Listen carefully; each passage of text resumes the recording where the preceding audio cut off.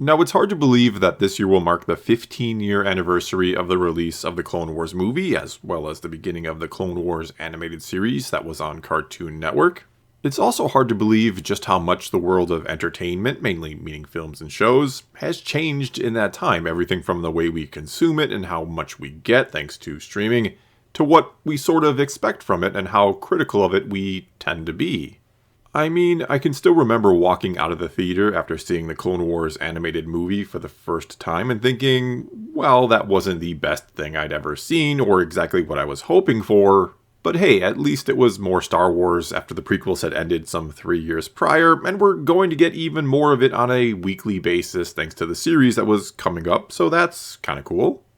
And during the first couple seasons of The Clone Wars, my attitude towards it didn't change all that much. Like with any series that existed before it or since, some of the episodes were certainly better than others. But overall, I enjoyed it even though it wasn't fantastic. Again, I was more or less just happy to have a Star Wars series. That was pretty unprecedented at the time to be getting weekly Star Wars, especially at what felt like a pretty impressive level of animation, or at least impressive for a weekly cable show 15 years ago. Fast forward to today, though, where multiple Star Wars shows come out every year on Disney Plus, and where the word filler has become this rather commonly used derogatory term to label an episode of a series that doesn't, in some meaningful or significant way, move the overarching plot forward or give us some deep and profound character development. Anyway, I do wonder, and I see this brought up all the time when discussing The Bad Batch and how much filler some say it has, I wonder how the Clone Wars animated series, or its first few seasons, how it would be received today, which isn't to say that every Star Wars fan was, well, a fan of it back then, or is today, but I do wonder if there are those who would be calling it little more than pointless filler. Even though, in a way, you could almost argue that was what it was meant to be. Well, not pointless, but it was meant to be, or to fill in some of the blanks from the Clone Wars, this huge, important event in the Star Wars galaxy that the movies, that the prequels, barely covered, only giving us essentially the very end and very beginning. Basically, the Clone Wars animated series was going to add more context and meaning to the war, and in turn the prequels, by being this anthology-style show that was going to tell stories that obviously the films never had the time to tell. It didn't, especially at first, have an overarching plot as much as it had an all-encompassing backdrop, that of course being the Clone Wars. It took many different characters, though yes, it did have a few central or recurring characters. It just told us short stories that were meant to be, and usually were, good in and of themselves, and didn't always or usually connect to form some greater story or picture or narrative, other than, again, being stories set during the war.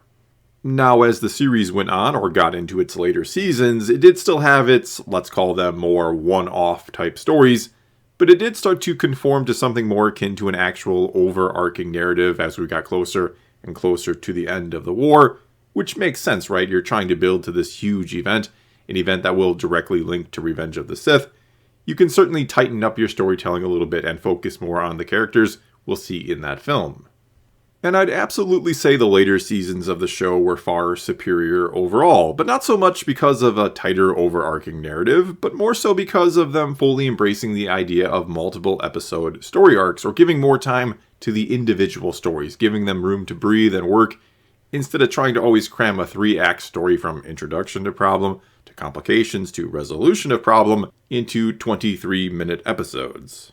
In fact, what is probably my favorite story arc from the initial run of the Clone Wars from the first 5 seasons is the Umbara story arc, which really has little to do with any of our main characters from the films or the bigger story told there. Which isn't to say it's not an important story, I think it very much is, especially when it comes to developing the clone troopers and their story, which is one of the best and most impressive things that show ultimately did. Only that particular story arc doesn't so much directly enhance my enjoyment of the prequels and Anakin Skywalker's story. You don't need to watch it to get more out of those films.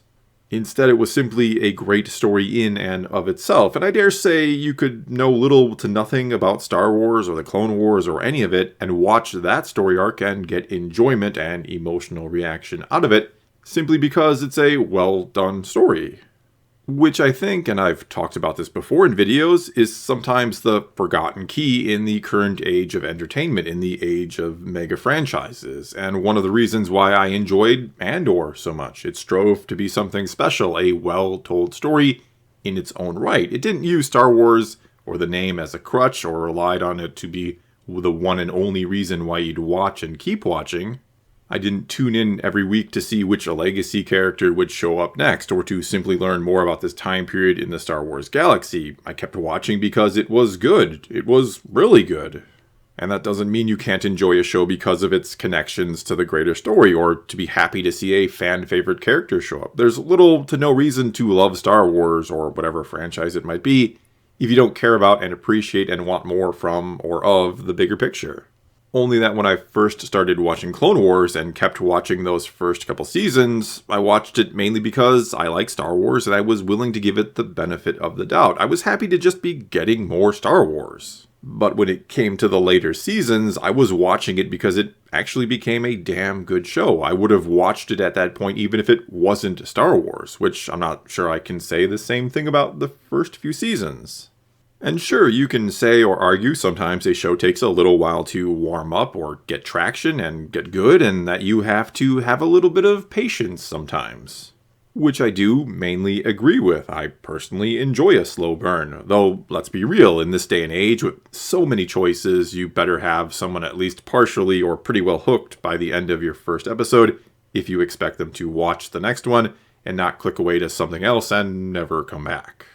This is, again, one of the reasons why companies love to make content in franchises. You're far more likely to give something you already love, as I talked about with the Clone Wars, the benefit of the doubt, and to keep watching even if you might otherwise have tuned out.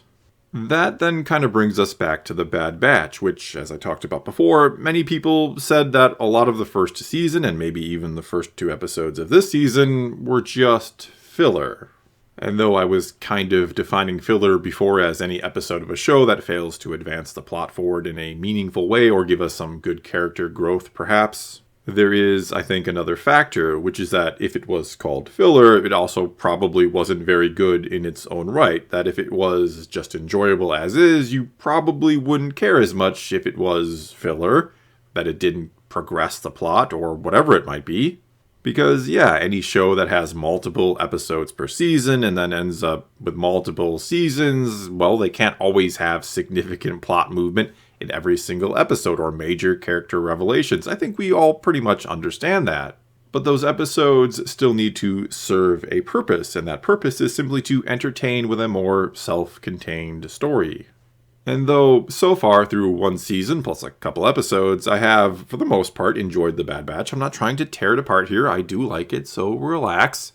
But I do hope to see it become a better show in its own right throughout the course of this season. As I said in my review of the first 2 episodes of this second season now, all too often The Bad Batch itself is the weakest part of the show. It's usually everything else going on around them that I find more interesting.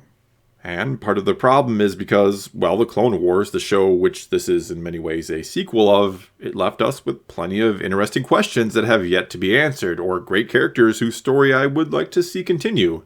In other words, I don't know that out of the gate my first choice for a new show was to follow around The Bad Batch. Plus, the multiple episode story arc approach, I think, and as hinted at before, was a game changer for the Clone Wars, one of the keys to why it got so good later on, why it is some of the best Star Wars you're ever going to see in some of those later story arcs. And so far, that's an approach that The Bad Batch hasn't really carried on, and to its detriment, I think. I'd love to see more time to slow down and let the main team grow and interact with each other, and to get that character development I think we've been missing, though the first 2 episodes of Season 2 did begin to kind of fix that, which is promising. Basically here, I hope The Bad Batch becomes a show that I watch not just because I love Star Wars and I ended up loving the Clone Wars and want more of that, but because this team, this series, these characters become something good and special in their own right. And I truly hope when we get to the final episodes of this season, I'm discussing how it did just that.